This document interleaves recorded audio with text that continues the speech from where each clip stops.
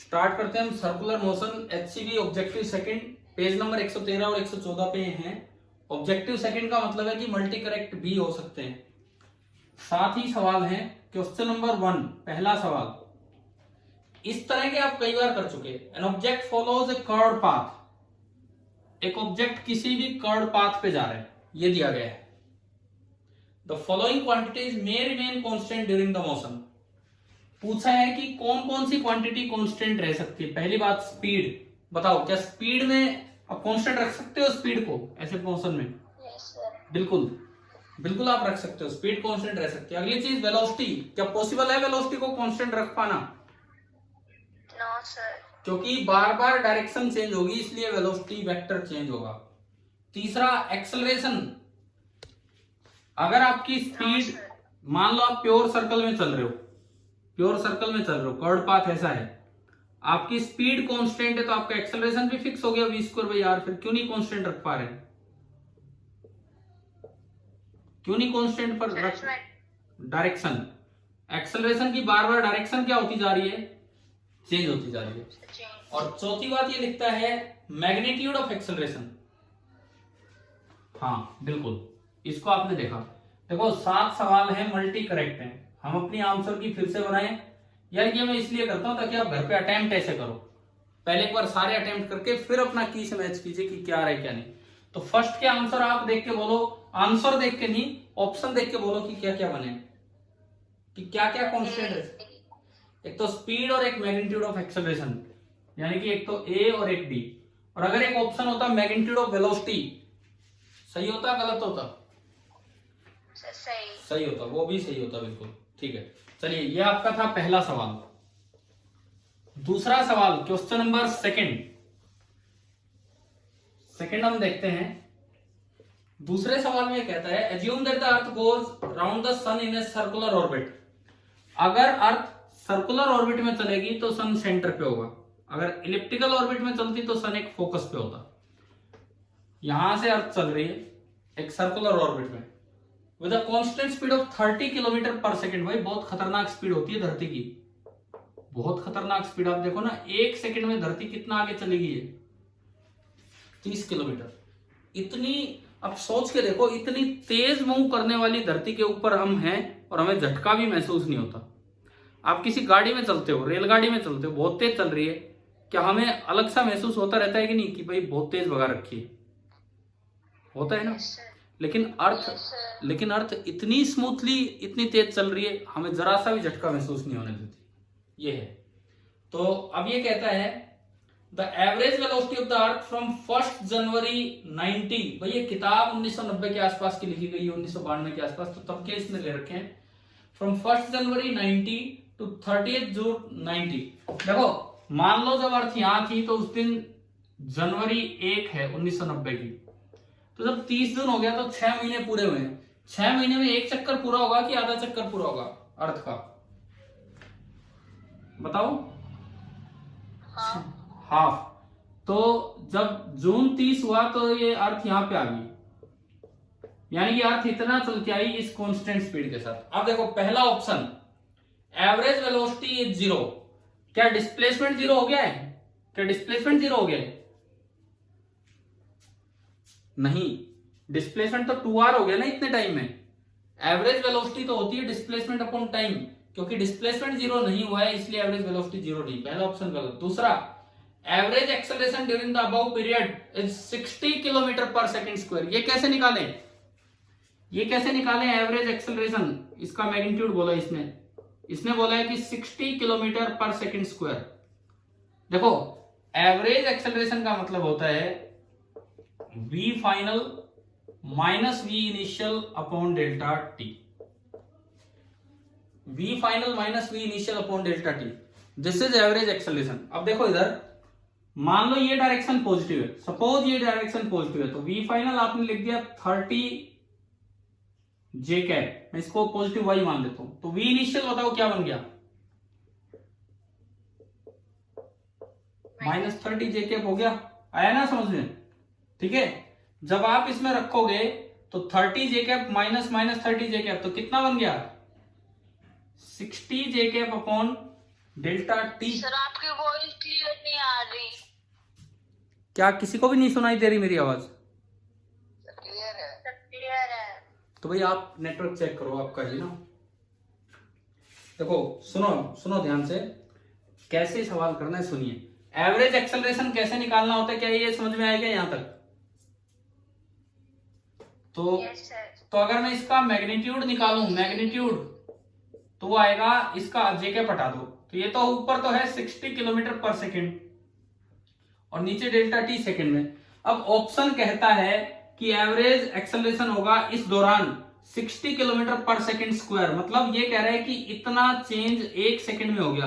क्या धरती 1 सेकेंड में यहां से यहां उठ के आ गई? क्या हाँ सर। धरती को आने में तो 6 महीने लगे हैं। जब आप 6 महीने से डिवाइड करोगे तो ये 60 नहीं रह पाएगा। ये ऑप्शन सही तब होता जब धरती 1 सेकेंड में ही आगे होती। समझ में आया ना? मतलब ऐसा नहीं था कि आपको पूरा 6 महीना यहाँ पुट करके देखना था। इसी से समझ में आ रहा है कि अगर 1 सेकेंड में आई होती तो आंसर होता, तो अभी आंसर नहीं होगा। तीसरा ऑप्शन, पहले दोनों गलत हो चुके। तीसरा, एवरेज स्पीड 0। जब भी कोई चीज मोशन में होती है तो क्या कभी एवरेज स्पीड 0 हो सकती है? No sir. क्योंकि डिस्टेंस तो नॉन जीरो रहेगा, तो एवरेज स्पीड तो हमेशा ही नॉन जीरो रहेगी। ये बात भी गलत है। चौथा, instantaneous acceleration of the earth points towards the sun.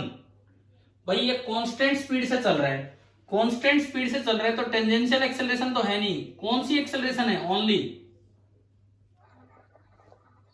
Centripetal. और सेंट्रिपिटल तो हमेशा सेंटर की तरफ ही होगी, और जब सर्कुलर ऑर्बिट में चलता है तो सन को सेंटर पे मानना होगा, यानी कि हर वक्त जो एक्सेलरेशन है वो सेंटर की तरफ ही है। तो बताओ इससे क्या आंसर बना इन 4 ऑप्शंस में से? डी। मैं फिर से कहूंगा, आप एक आदत बनाओ, आंसर लास्ट में देखा करो, पहले अपने सोल्व करते चलो। इसीलिए मैं बार बार, कल भी ऐसे करवाया, आज भी ऐसे। Question number 3, the position vector of A particle in a circular motion about the origin sweeps out equal area in equal time. क्या हमने एरियल वेलोसिटी का जिक्र किया था अपने थ्योरी टाइम में? Yes sir. एरियल वेलोसिटी का हमने बिल्कुल जिक्र किया था। तो देखते हैं इसमें क्या होगा। देखिए क्वेश्चन नंबर 3, ओरिजिन के अबाउट एक पार्टिकल सर्कल में घूम रहा है और ये दिया है कि it sweeps out equal area in equal time. It means dA by dt is constant. Sweeps out equal area in equal time, it means dA by dt is constant. Manish भाई मीटिंग में हो क्या आप अभी? मनीष हो या जा चुके हो छोड़ के हमें? नहीं है सर। ठीक है, तो और कोई बच्चा बताए कि dA by dt का फॉर्मूला क्या निकला था? आपने ऐसे किया था, मान लो t बराबर t टाइम पे यहां था, अगले dt टाइम में वो यहां पहुंच गया, इस दौरान ये जो एंगल चला वो d थीटा था। जो एरिया इसने स्वीप किया वो एरिया था half into r square into d theta. किया था कि नहीं हमने यूनिटरी मेथड से? बताओ, half into r square into d theta. और डीए बाई डी टी करोगे, डीए बाई डी टी तो ये आएगा half into r square into d theta by d t, उसको लिखा था ओमेगा, और एक ओमेगा इंटू आर को हमने कर दिया था वी इंटू आर। इसका मतलब एरियल वेलोसिटी है हाफ वी आर, तो हाफ तो एक कांस्टेंट ही है। अगर एरियल वेलोसिटी कांस्टेंट है तो इसका मतलब v इंटू आर इसका क्या है? कांस्टेंट है। और अगर एक फिक्स रेडियस के सर्कल में चल रहा होगा तो v जो स्पीड है वो भी कांस्टेंट हो जाएगी। तो अब देखो, इससे हमें ये पता लगा कि इसकी स्पीड कांस्टेंट है। अब पहला option, A option, velocity constant, बताओ क्या वेलोसिटी कांस्टेंट है इसकी? No sir. नहीं है, डायरेक्शन चेंज हो रही। दूसरा, स्पीड कांस्टेंट, बिल्कुल है। Yes sir. तीसरा, एक्सेलरेशन कांस्टेंट, ये कई बार आ चुका कि एक्सेलरेशन की बार बार डायरेक्शन चेंज होगी तो इसलिए एक्सेलरेशन कांस्टेंट नहीं है, क्योंकि केवल टेंजेंशियल एक्सेलरेशन ही है, सेंट्रीपिटल ही है। और चौथा, टेंजेंशियल एक्सेलरेशन कांस्टेंट, बताओ ये कैसे सही होगा? सर इसकी स्पीड कांस्टेंट रहेगी तो टेंजेंशियल एक्सेलरेशन भी नहीं, टेंजेंशियल एक्सेलरेशन कितना होगा? 0। अगर इसकी स्पीड कांस्टेंट है तो टेंजेंशियल एक्सेलरेशन कितना हो जाएगा? 0 हो जाएगा, ठीक है। और टेंजेंशियल एक्सेलरेशन 0 है तो भी तो अपने आप में कांस्टेंट है। क्या समझ में आया कि नहीं आया? यस ठीक है, नॉन जीरो ही कांस्टेंट थोड़ी होता है, जीरो भी कांस्टेंट होता है। तो इसमें क्या क्या आंसर बन गए? जो आपने अभी देखे, B, D. B and D. Question number 4, देखो इसे बोलते हैं हेलिकल पाथ। ये मैं आपको यहां सिखाता हूं क्या होता है। हेलिकल पाथ क्या होता है सुनिए। मान लो एक पार्टिकल एक सर्कल में घूम रहा है, ये पार्ट बोर्ड के पीछे है और ये पार्ट बोर्ड के आगे है, इस तरह से। ये अभी यूनिफॉर्म सर्कुलर मोशन में है, ये अभी यूनिफॉर्म सर्कुलर मोशन में है, तो हर वक्त इसकी एक्सेलरेशन टुवर्ड्स द सेंटर होगी, हर वक्त इसकी एक्सेलरेशन टुवर्ड्स द सेंटर होगी, है ना? क्लियर है यहां तक? अगर ये ऐसे घूम रहा होता, पहला सवाल, अगर मैं इस क्वेश्चन को इसके लिए पूछता तो इसके 4 ऑप्शन पढ़ो। Velocity of the particle is constant, बताओ क्या वेलोसिटी कांस्टेंट है इसमें? No, sir. नहीं है, डायरेक्शन चेंज हो रही है। Acceleration of the particle is constant, क्या है कांस्टेंट? No, sir. नहीं है, डायरेक्शन चेंज हो रही है। Magnitude of acceleration v²r constant है कि नहीं? Yes, sir. है। और चौथा लिखता है magnitude of acceleration is decreasing continuously, गलत। तो मतलब आपके पास एक आंसर आ गया कि magnitude of acceleration is constant इस क्वेश्चन के लिए। लेकिन जो बुक में क्वेश्चन दिया है वो एक हेलिकल पाथ है, उसे बोलते हैं helical path. Uniform circular motion से हेलिकल पाथ कब आता है? जब आप परपेंडिकुलर डायरेक्शन में पार्टिकल को प्रोजेक्ट कर दो with some velocity without acceleration, with some velocity without acceleration. ये हम 12th क्लास में मैग्नेटिज्म वाले चैप्टर में पढ़ेंगे, जो मैग्नेटिक इफेक्ट्स ऑफ करंट वाला एक चैप्टर आएगा, वहां ये चीज आएगी कि अगर आप बिना कोई एक्स्ट्रा एक्सेलरेशन दिए पार्टिकल में एक एक्स्ट्रा वेलोसिटी दे देते हैं आगे की तरफ, तो जो पाथ है, सर्कुलर तो मोशन हो ही रहा था, वो तब भी होता रहेगा, लेकिन एक एक्स्ट्रा वेलोसिटी आगे मिलने की वजह से उसका पाथ ऐसा हो जाता है।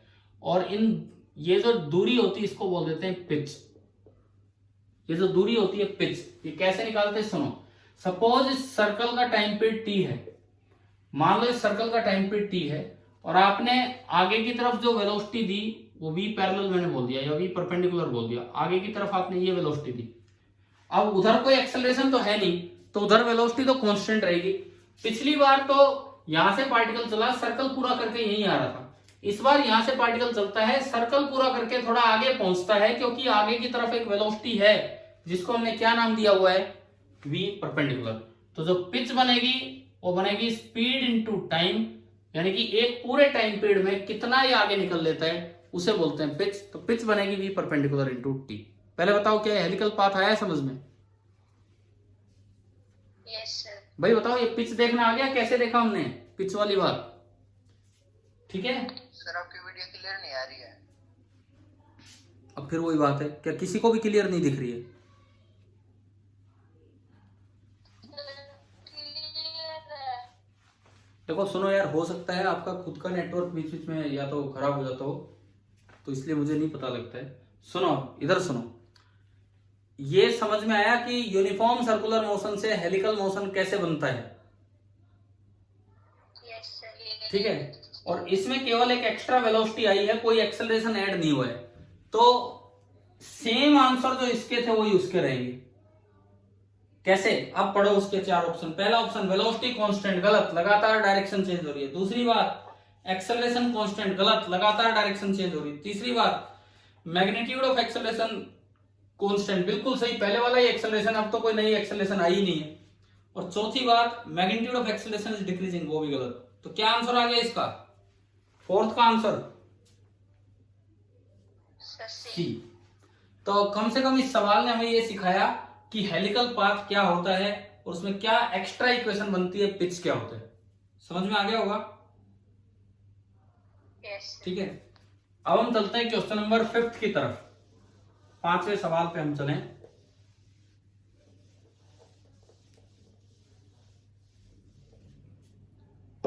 पांचवा सवाल है, a car of mass m is moving on a horizontal circular path of radius r। Horizontal है, बैंक्ड नहीं है, बैंक्ड रोड नहीं है, हॉरिजॉन्टल सर्कुलर रोड है, रेडियस r है। एट एन इंस्टेंट, किसी समय उसकी स्पीड v है, इट्स स्पीड इज v। अब बुक लेके बैठे हो ना साफ आप लोग, ठीक है, and is increasing at the rate A, तो ये फिर से एक खतरनाक ड्राइवर है। हमने जो टर्निंग पढ़ी थी उसमें पढ़ा था कि मोड़ पे फिक्स स्पीड से कांस्टेंट स्पीड से टर्न करना है, लेकिन ये क्वेश्चंस में खतरनाक ड्राइवर आ जाते हैं, मोड़ पे स्पीड बढ़ाते हैं। तो फिर से ऐसा आ गया, जो मोड़ पे स्पीड वी है और वो बढ़ती जा रही है at the rate A. Suppose कीजिए ये टर्न है, मैं कहता हूं ये टर्न है, और ये उसका रेडियस ऑफ कर्वेचर है आर, और इस वक्त उसकी वेलोसिटी वी है। तो इस समय इसमें दो एक्सेलरेशन होंगे। कौन कौन से दो एक्सेलरेशन? एक तो towards the centre, centripetal acceleration तो कितना होगा वी स्क्वायर बाई आर, और एक दिया है कि वो अपनी स्पीड बढ़ा रहा है एट द रेट ए, तो ए टेंजेंशियल आपको दे दिया ए। बताओ क्या ये डायग्राम होगा? क्लियर हो गया भाई ये वाला डायग्राम? हाँ जी बोलो, एक्सेलरेशन वाली बात क्लियर हुई? ठीक है, अब ये हॉरिजॉन्टल सर्कुलर पाथ है, क्योंकि ये हॉरिजॉन्टल पाथ है, कोई बैंकिंग है नहीं, तो केवल फ्रिक्शन ही होगा। और हमने आपको बताया था एक दिन एक एचसीवी के एक और क्वेश्चन में किसी में, कि जिधर नेट एक्सेलरेशन होगी उधर ही फ्रिक्शन होगा हॉरिजॉन्टल पाथ पे। तो जो नेट एक्सेलरेशन है वो इधर है, this is a net, net acceleration इधर है, तो जो फ्रिक्शन होगा वो भी इधर ही होगा, और वो स्टैटिक फ्रिक्शन होगा ये वाला। और हमें पता है कि हम इसकी इक्वेशन लिखना जानते हैं कि F static that is equal to mass of the particle into A net, और you can say F static is equal to m into A net होगा under root of v square by r का whole square plus a square. Normal और mg किधर लग रहे होंगे इस diagram में? नॉर्मल और mg अंदर नीचे और नॉर्मल ऊपर, वो अपने आप बैलेंस होंगे। तो दूसरी इक्वेशन बनेगी n बराबर mg, और वहां से लिमिटिंग फ्रिक्शन की इक्वेशन बनेगी μs इंटू mg, और फिर हम कंडीशन लगाएंगे कि static friction is less than और इक्वल टू लिमिटिंग फ्रिक्शन। तो आपने कंडीशन लगाई m into under root of V square by are का whole square plus A square is less than और equal to μs into m into G. m से m cancel हो गया, m से m cancel हो गया। Clear हुआ भाई? बताओ यहां तक समझ में आया कि नहीं? एक बार आप बता दीजिए कि यहां तक क्लियर हो गया ये पार्ट। तो आपने क्या किया, आपने इसका स्क्वायर किया, तो वी स्क्वायर बाई आर का whole square plus A square is less than और equal to μs into g का होल स्क्वायर। चलो ये आ गया। अब इसके चार ऑप्शंस रीड करते हैं जिस तरह की ये बात कर रहे हैं। कौन सा सवाल है? पांचवा सवाल है ना? हाँ, तो जो इसके चार ऑप्शन है वो पढ़ते हैं। पहला option, acceleration of the car is towards the centre of path. Diagram दिखा रहा है आपको, क्या एक्सेलरेशन सेंटर की तरफ है? बताओ। नहीं है, पहला ऑप्शन हो गया गलत। दूसरा option, the magnitude of frictional force on the car is greater than mv square by r. ये देखो यहां से, क्या फ्रिक्शन का काम केवल mv स्क्वायर बाई आर ही देना है या ma भी देना है? क्या फ्रिक्शन केवल एक ही एक्सेलरेशन प्रोवाइड कर रहा है कि दोनों एक्सेलरेशन प्रोवाइड कर रहा है? बताओ भाई, फ्रिक्शन का ही तो काम है ये एक्सेलरेशन भी देना और वो भी देना, तभी तो नेट एक्सेलरेशन फ्रिक्शन दे रहा है। तो क्या फ्रिक्शन केवल mv स्क्वायर बाई आर के बराबर होगा या उससे बड़ा होगा? बताओ बताओ जल्दी बोलो। देखो, friction mv square by r के बराबर कब होता? जब a 0 होता। अगर a 0 होता तो friction mv square by r के बराबर होता। अभी मैं कह सकता हूं कि ये जो स्टैटिक फ्रिक्शन है this is greater than mv square by r, क्योंकि a नॉन जीरो है। एक बार बोलिए, क्लियर हुआ कि नहीं ये वाला पॉइंट? Yes sir. ठीक है।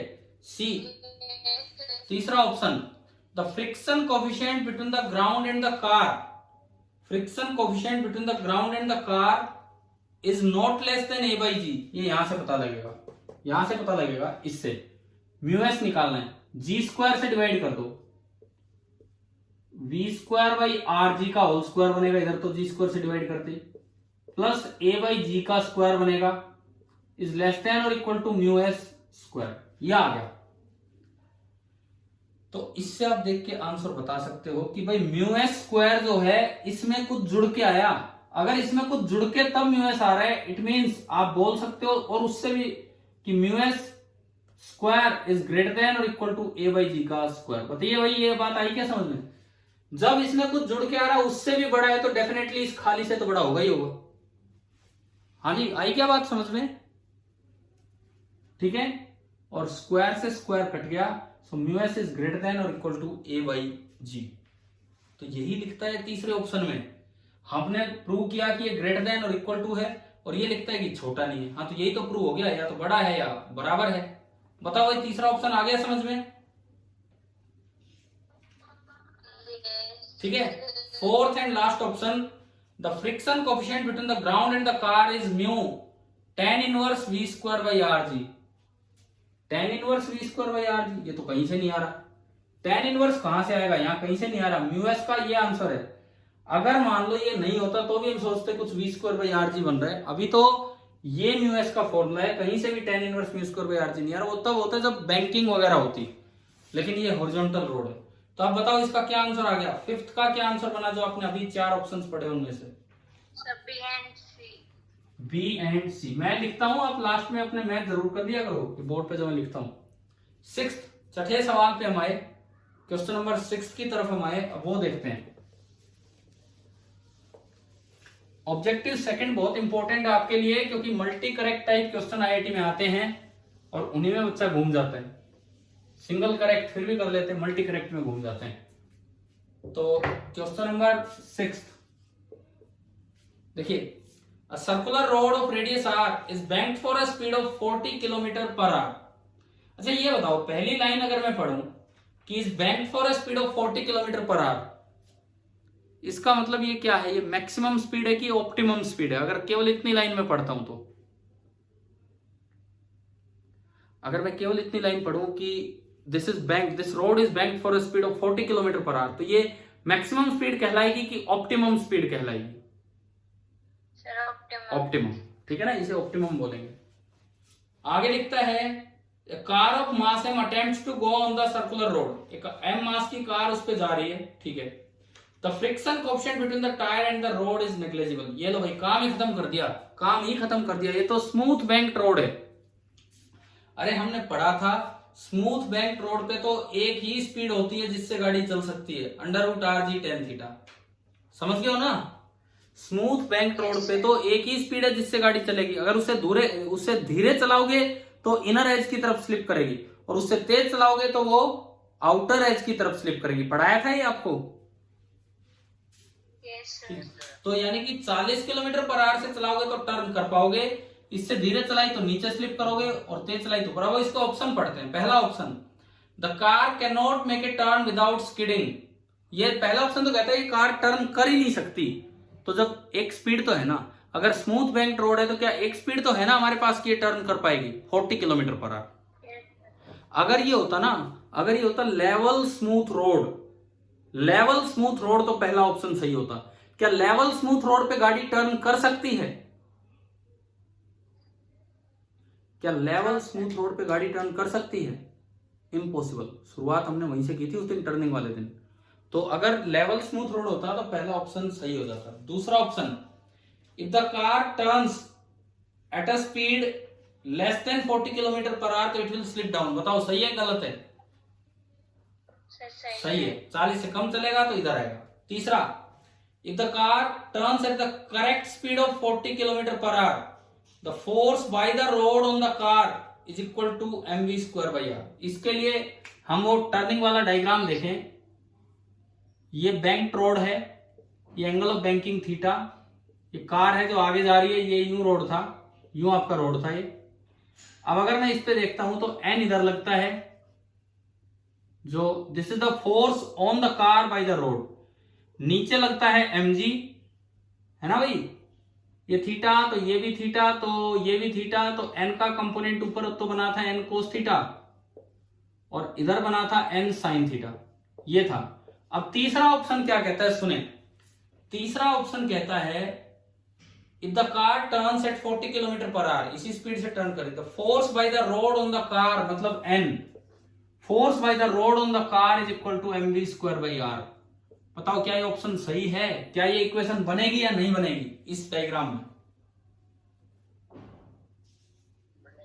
बिल्कुल नहीं बनेगी भाई। आप अगर पीछे का कुछ भी रिवाइज करोगे तो एक्सेलरेशन इधर होती है v²/r, हॉरिजॉन्टली इक्वेशन बनती है n sin theta is equal to mass into centripetal acceleration, and vertically equation बनती है n cos theta is equal to mg।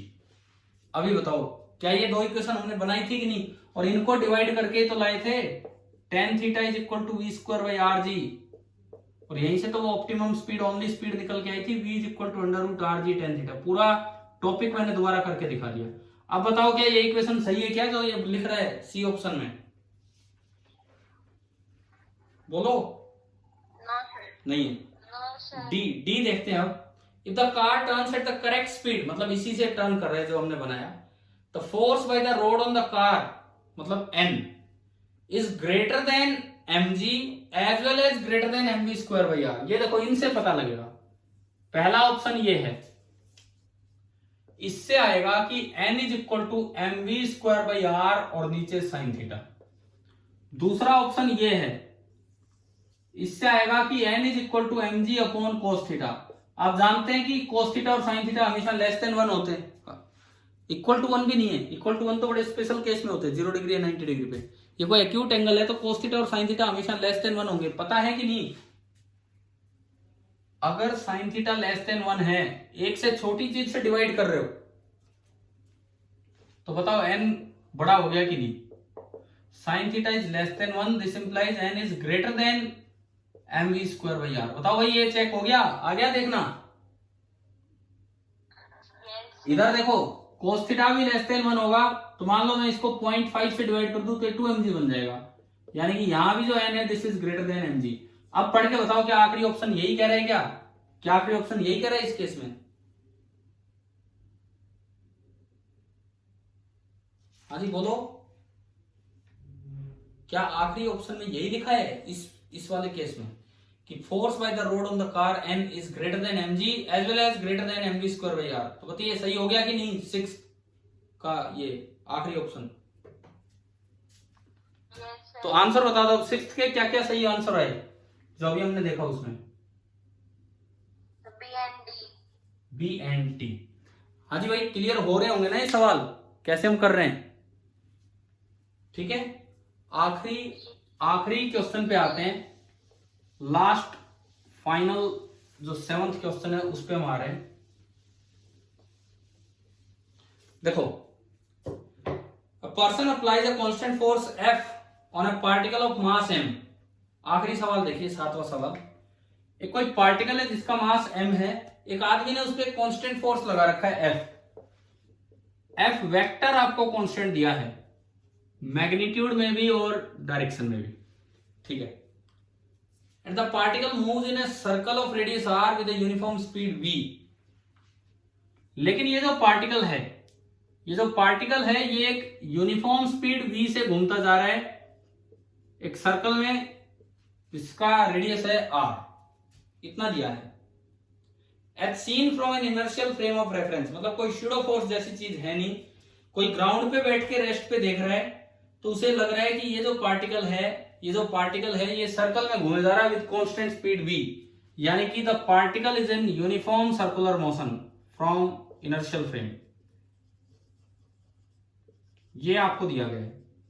साथ ही साथ ये दिया गया है कि एक आदमी एक कांस्टेंट फोर्स भी लगा रहा है इस पार्टिकल पे F। तो ये कौन सी सिचुएशन है? ये ऐसी कोई आप प्रैक्टिकल सिचुएशन बताओगे ऐसा कैसे हो सकता है? ये कौन सी सिचुएशन होगी जहां पे ऐसा काम होगा? देखो, जैसे मान लीजिए सपोज कीजिए कि कहीं पे कोई भैंस बंधी है, खूंटे से भैंस बांध रखी है, तो कई बार भैंस ना गोल गोल घूमने लग जाती है जोर जोर से अपने खूंटे के चारों तरफ बेल से। अब ऐसा हो रहा है जो भैंस का मालिक है वो लगातार उसको रोकने के लिए उस पर फोर्स लगा रहा है। हो सकता है कि मालिक ने कांस्टेंट फोर्स लगा रखा हो लेकिन भैंस उससे रुक ही ना पा रही हो, तो भैंस लगातार सर्कुलर मोशन में है और मालिक एक ही डायरेक्शन में एक फिक्स फोर्स लगा रहा है। जैसे वो लटक गया एक डायरेक्शन में, भैंस उसको घुमाई जा रही है लेकिन वो अपना कांस्टेंट फोर्स छोड़ नहीं रहा है। ये है।